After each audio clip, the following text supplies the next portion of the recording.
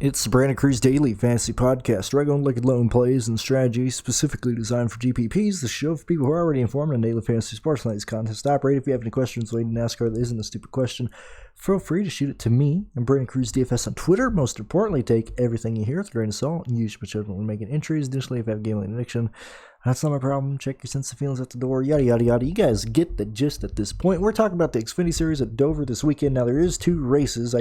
I think I'm going to primarily focus on Saturday's race.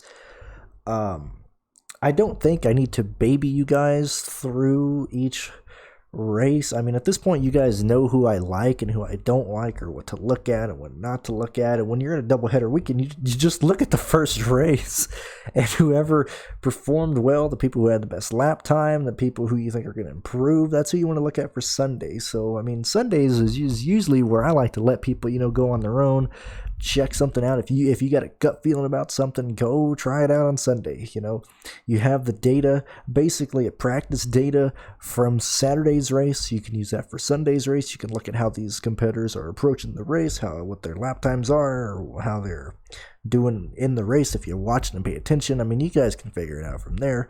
And on the flip side, I just don't have the time to make an update or another Xfinity video for Dover. So this is primarily just going to be focusing on Saturday's race, and you'll be able to get, you know who I like. Who I like at this point. Looking at the Saturday race, a couple things to note. The Anthony Alfredo, Jeb Burton, Brett Moffett situation that we got going on from 26th to 28th is interesting. A lot of ownership will be around those guys, so maybe it's worth praying that they all just wreck and don't do well, or pay up for Jeb Burton. Because the way it looks right now, if you guys haven't seen it, Anthony Alfredo starts 26th, Jeb Burton starts 27th, Brett Moffett starts 28th. Anthony Alfredo is $8,700, Jeb Burton is $9,200, and Brett Moffett is $8,900. I think first and foremost, these guys have the same upside. If anything, Alfredo is probably the better of these 3 drivers, and he's the cheapest. I'd assume you want to go with Alfredo over these guys. I think you're going to need one of these guys for sure. It might be worth throwing 2 in your lineup. Who you'd use in those 2 just depends on what ownership you want to get around or what types of lineups you're making. But those guys are going to carry ownership, and it's pretty easy to see where that ownership is going to be. It's pretty much going to be on Alfredo, and then probably Brett Moffett next, and then Jeb Burton probably last, just because he's a bit more expensive. I'd rather take that $500 discount and get Alfredo than get Burton, but if you want to chase ownership, there's that. So that's an interesting scenario that we don't always have. And then we have other people to look at, kind of spread out through the field. You have Justin Haley starting 22nd at $9,900. I think he is far too cheap. If they want us to pay, $10,000 for Parker Kligerman in the Truck Series, or Christopher Bell at $12,000 at some point when he's starting in the 40th, you got to have Justin Haley a lot higher. So I imagine Haley and one of the combinations of Burton, Moffett, and Starr are going to be very popular. And we're not even in the nit and gritty of stats or anything. That's just what I'm seeing from a lineup construction standpoint. So before we get into that, remember, go to racefortheprize.com to get the fantasy NASCAR spreadsheet that I use and that you need to be using as well. This is out on a Thursday evening. You got plenty of time to go and get this sheet. There's 5 races, or to get the sheet from Pierce. There's 5 races this weekend. This is a weekend that you're going to want to look at this sheet. It's great to have that research there. It's great to be able to read through everything. And he always gets the lap data from the races before. So, for example, the Cup Series and the Xfinity Series race on Saturday, it's going to be stupid easy to just click his lap time section for Sundays on the Sunday sheets, and he'll have the lap data from the Xfinity and the Cup Series there. I'm saying that, watch something happen to where he doesn't, but I'm pretty sure he will. He always does. He uses that for his own stuff too. So it'll be, this stuff's great. And it's weekends like this that save you time, save you energy. You got everything in one location. Go check it out. Race 4, the number 4, theprize.com. Okay, so let's start breaking down this lineup. Let's check out who we want to look at, who we want to go to. Same thing as the Truck Series, same thing as the Cup Series. We're going to be down to the 1 or 2 dominators, or 1 or 2 guys that you think are going to lead a lot of laps. Now, how do you want to approach that? Do you want to chase the Austin Cindric train? I'm always an advocate for trying to get off the favorite, for trying to do something, and his price is really, really high, and it's hard to work for. At this point, with how short this race is, I know it's not stupid long, I know it's not stupid short, but 11-3. He needs at least 66 points or something like that. I'm sure there's going to be cautions in this race. This race has 36 cars in it. I'm sure we'll see a wreck at some point. Probably take out a few cars because, as I always say, Dover is a self-cleaning racetrack. Whenever they wreck, they just sweep off the track. They always collect people because Dover is a self-cleaning track. So typically, I don't think we're going to see one or two car incidents. We haven't had a big one at Dover in a long time. I don't think it's going to happen here, but one or two guys will probably wreck here throughout the race, and we'll probably see either Chase Briscoe or Allgaier or Burton or somebody else lead other than Cindric. But Cindric is a favorite going in. Same thing with Gregson. Not interested in Brandon Jones. Not interested in Burton. Justin Allgaier draws my interest a little bit based on his track history here. He's the guy who has been absolutely star-studded here. If you look at every single cup, if you look at all the races this week, it's Johnny Sauter in the Truck Series. It's Allgaier in the Xfinity Series. And you could argue that all the stats say Jimmy Johnson is the GOAT at Dover, which he is, but not recently. But, all these guys who have just won or finished extremely well at Dover, it really always suits one guy in the field. Or if you don't want to look at Jimmy Johnson in the Cup Series, you can look at, Truex or Larson or whoever you want to look at. But normally there's one guy who just does extremely well at this track, and here it is. In this race, it's just an Allgaier. So I don't mind him. Riley Herbst, not interested. Clements starting 7th, no way, Jose. Michael Annette, $7,900. This is an interesting play. He's a bit cheaper than what I thought he'd be. I don't mind him. Ryan Sieg at $7,000. He's cheap. I think a lot of people are going to look. They're going to see Ryan Sieg at $7,000 and be like, oh, you know what? Yeah, you know what? I think he can value. I think he can get 35 points pretty easily, and they click him in there. I don't think he's worth going to, but I think the general public sees that 7 by Sieg and is like, you know what? I think that could work. And a lot of people don't understand pricing or whatnot. Like, you want 5x for your NASCAR drivers, so Sieg at 7,000 times 5, that's 35. So you want 35 points from him. I think most people will see that and be like, oh, you know what? I think Sieg can get, he can get like 30 points. He'll hit value, and they'll click him in, even though that's like a 4x. That's not a 5x value. So just keep that in mind. Chase Briscoe, like I said, I think he takes the lead at some point. Matt Snyder, starting 11th at $9,700. I don't like that. Not a big fan of that there. Let me just check and make sure here. I don't like Matt Snyder. Jesse Little at $4,900. I guess we're going to be in the same situation where they're just dirt cheap every week. He's starting too high up. 12, he's going to fall back to at least 19th. I don't see it working there. Ross Chastain, I'd much rather go to him than Noah Gragson, than Harrison Burton, than Riley Herbst, than anybody pretty much starting 13th. I think he has tons of upside. Tommy Joe Martin's I don't think he's going to make it work starting 14th.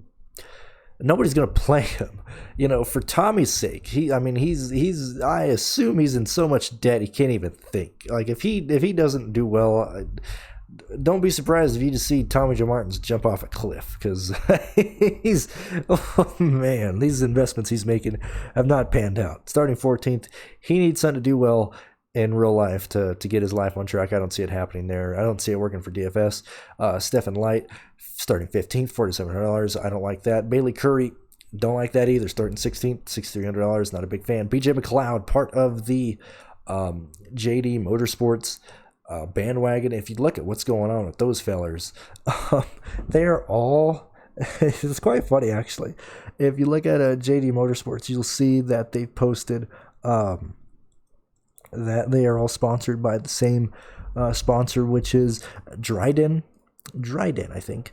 The Dryden triple threat at the doubleheader weekend at Dover. 3 cars, 2 races, 1 goal. What is the goal? To win the race? Because you're certainly not going to win the race.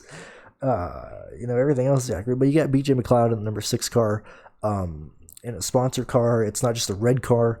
At his price, I think he's a viable punt option at 17th. You just got to hope he hits value. I mean, that's about it. I mean, maybe even if he's at like 4x or 4.5, he might be able to work, especially if you can squeeze in your dominators because of that. I don't mind him. Josh Williams at $6,700. I can't read Josh Williams. I can't get a grasp of what that car's doing. He's either been wrecked or he has bad luck or it doesn't work out for him. I don't like Josh Williams there. I certainly don't like Alex LeBay. Why is Alex LeBay so expensive this whole year? This is ridiculous. I'm not paying $8,300 for Alex LeBay. Kyle Weatherman starting 20th. That's not going to work. Brandon Brown, $7,700 starting 21st. Now, he's the guy I think he can get top 13. I think he can get top 15. He might be able to squeeze in the top 10. I think Brandon Brown is viable. I already told you I love Justin Haley. Remember, I did that in the past. I tried to record this podcast before, and I started coughing. But either way, I like Justin Haley starting 22nd, $9,900. He should be way more. This is a top 5 car. And at Dover, at a place where there's going to be contact, I imagine Haley to become the next senior and just intimidate everybody out of the way. And hopefully he can cause a big wreck and he can avoid it. So I don't mind Justin Haley at all. Joe Graff Jr., 65, not going to do it. Cody Vanderwall, take it behind the wall, please. $5,100, not going to do it. Matt Mills, $5,200, not going to do it. Now we get to the Anthony Alfredo, Jeb Burton, Brett Moffett situation. Do you take one of these guys? Do you take two? I think depending on how your lineups go, you can take two of these guys. I think that's the way to go. I think just to be different, Brett Moffett or Jeb Burton. Anthony Alfredo should carry the most amount of ownership of anybody in this race, honestly. I think it'll probably be Cindric and Alfredo, or Allgaier and Alfredo to be the most popular two plays in a lineup. So you might just want to get off of Anthony Alfredo. This is purely an ownership play. He is by far the most capable driver here. Jeb Burton, if he doesn't wreck, Jeb Burton can probably finish 8th. If he wrecks, I mean, your day is done. Brett Moffett should finish top 12. You know, he needs that to happen, and I think Anthony Alfredo could probably get a top 5, but that's just me. David Starr back for JD Motorsports, and, right, I could have sworn, no, who is David Starr racing for? I just clicked on his name. David Starr, let me look up David Starr, because I don't remember who you're racing for.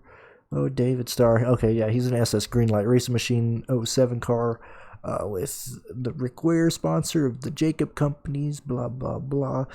$5,300. He's a capable driver. Should easily gain, I don't know, 10 positions, 9 positions, I think. Let's say he finishes 20th.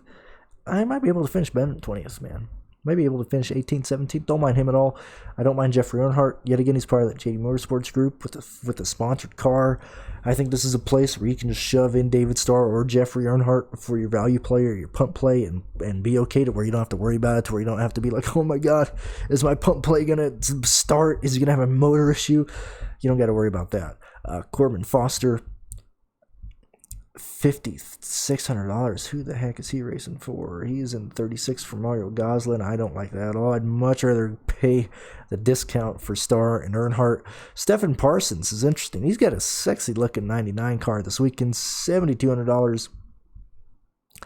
I don't mind him in it. I don't mind him. I think he does. I think he has value.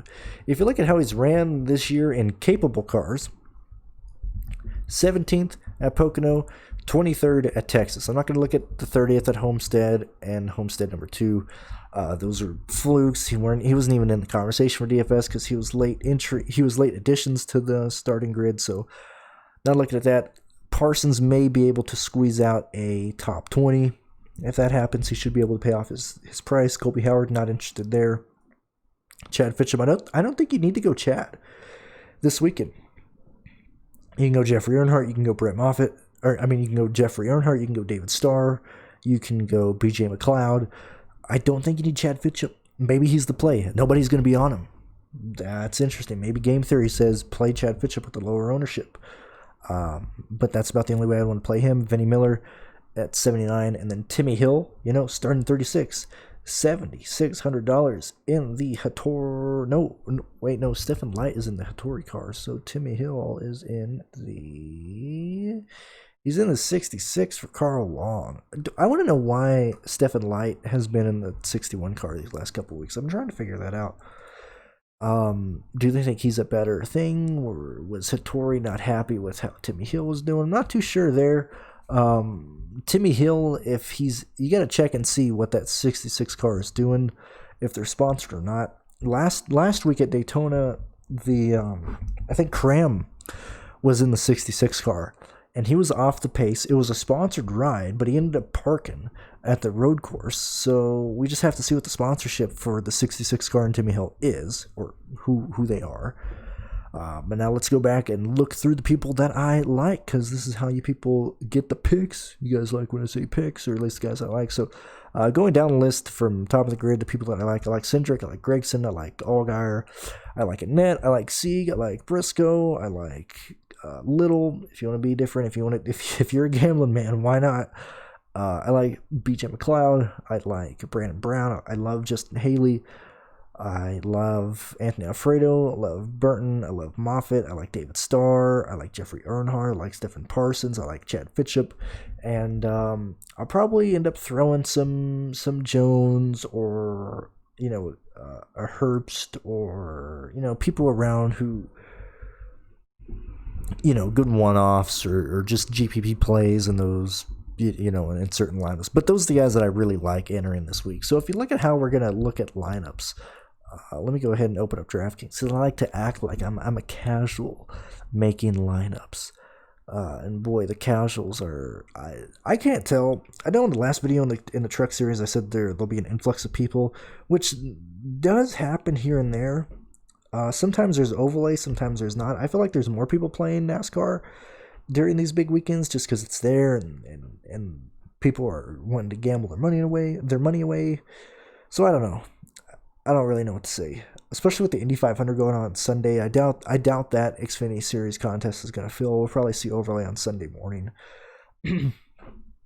Okay, so let's say we make one with Cindric starting, and Chastain, and Allgaier. That leaves you $5,700 on average, which is pretty horrible. So most lineups, I assume, are going to have two of the guys above 9,000, and then probably focusing in on the Burton, the Moffett, the Alfredo, which is stupid. So let's say for example, you go I think someone's actually going to do this, so that's why I'm saying this. So let's say you go Cindric, Burton, Moffett, Alfredo. That leaves you $5,900. Is that a viable way to go about it? That might be the way to attack this slate. Maybe not with Cindric per se, but maybe just put Burton, Moffett, Alfredo in a lineup, and then hope whoever you have to lead laps ends up leading laps, and then you might be golden there. You just need chaos to not hit any of those guys. I don't think I'm going to go that way. I think I'm probably going to go with the two plays of the Moffett, the Alfredo, the Burton, probably two of those drivers. Try and hit two guys who are going to lead laps, or have just a Haley in there. I think that's how I'm going to approach it. But I like this. You can pretty much make whoever you want. You got 3 to 4 viable, punt plays or cheap plays that you don't have to worry about. They're going to run the full race. And it's not too bad. Look at Sunday's race. Like I said, go to Race for the Prize. Look at the lap times. Watch the race on Saturday. That's what a lot of people don't do. They don't watch the race. They don't pay attention. Whenever I watch these races, I'm watching on my TV. I got my iPad open. I'm looking through Twitter. I'm checking to see what Brock Beard is saying. I'm checking to see what and he's last car on Brock. I'm checking to see what Bob Pockris is saying. I'm checking to see what other reporters are saying. If somebody has an issue, I search them to see what's going on. I keep up with these races. I want to see how these guys are doing. I want to see what the teams are doing. And so I keep up with that, and they usually translates very well on Saturday or on Sunday. Sunday, you got the Indy 500. I doubt people are going to give two flying craps about Xfinity Series. I'm certainly not. I'm not going to probably... I'm going to focus on the Indy 500. I'll have the Xfinity Series up on my iPad. I'll keep watching them, but I'm going to watch the Indy 500. So I'm sure there'll be overlay there. So the name of the game on Sunday is, let's find overlay there. And that's about it. Let's talk about the Indy 500 right fast. I got a friend of mine who's been on par with predictions this year. He predicted Newman would almost die this year. Not even joking. I don't mean that in a meme. He said during the duels, he was like, man, I got a feeling Newman is going to hit the catch fence this year. He's going to fly in the air, do something. And lo and behold, he did. And I've been harping on Indianapolis for years now about how they're a dangerous track. And I like danger. Look, these drivers, they don't know who we are. They don't care about us. No, Chase Elliott does not care about you. He doesn't even know you exist. Why do you worship him like he's Jesus Christ? Come on, guys. What's going on? So I look at these guys as purely entertainment. I don't care. They don't know me. I'll never meet any of them. I don't really care to meet any of them. Even Stewart. Like, look, if I see Stewart, I just want a handshake, a picture. I don't want an autograph. I just want to say I shook his hand. Until that, he doesn't know I exist. It doesn't really matter. This is purely an entertainment sport, just like WWE, NASCAR does whatever they want.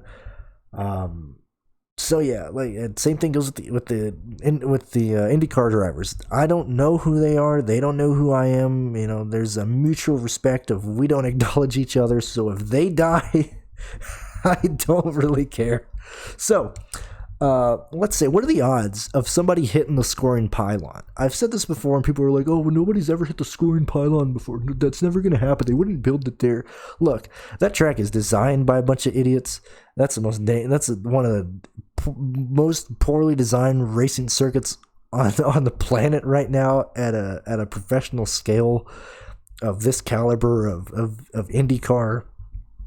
So let's say 2020 is the year that's, especially with the aero screen now, they don't have to worry about hurting fans, because that was always the main argument of IndyCar not going back to Auto Club, which I only watch IndyCar on ovals because that's when it's the fun part.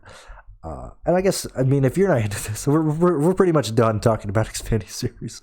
But the whole purpose of IndyCar for me is to watch these guys, race it full throttle, with the most powerful machines on the planet, with your ass about 4 inches off the ground, with this gigantic engine behind you, with a car on a track that you're either going to win, you're going to conquer, or you're going to die. AJ Foyt is one of the best drivers in history. He's great because he won a lot of races and he survived when a lot of people didn't. A lot of people did not make it through that era. IndyCar is a lot safer now. It's not the same when I assume everybody's going to live. But yeah, at these ovals, everybody was like, "Oh, I don't want to race at ovals. There's nothing to protect us." Well, they got the windscreen. Okay, so you got the windscreen. You got no fans at the track. Let's do what was his name? I just went blank. Hold on. Tony Renna. Tony Renna is his name. Let's recreate Tony Renna. Let's go. Let's have someone fly through the fence and get disintegrated, and there's no fans there. Let's take on the Le Mans. What is it? The Le Mans 52, I think. The Le Mans, what is it? 1952 crash. I think it was that one. Was it Le Mans? No, it was 1955. It was 1955 Le Mans crash. Look, they got the windscreen, they got the scoring pylon to hit. It's 2020. They got no fans to worry about killing. So, let's go. Let's be entertained at the Indy 500. I don't know. You can tell I'm going stir crazy with this whole quarantine. Either way, Indy 500, it's one of the crown jewels of our motorsports across the globe. I watch it every year. Not just because it's Indy cars at ovals, but just the history of that track, that car. Like, can you imagine willingly watching the Xfinity Series over the IndyCar Series there? Yeah, I think the Indy cars are going to put on a great show this year. I think we're going to see some things, as Earnhardt said in 2001. You're going to see some things you ain't never seen before, and I'll leave it on that. Gentlemen, best of luck this weekend. And all the slates that you play on. Enjoy the racing if you're watching any of those races. And we will talk next time. Peace out. And we'll chat next time. Peace.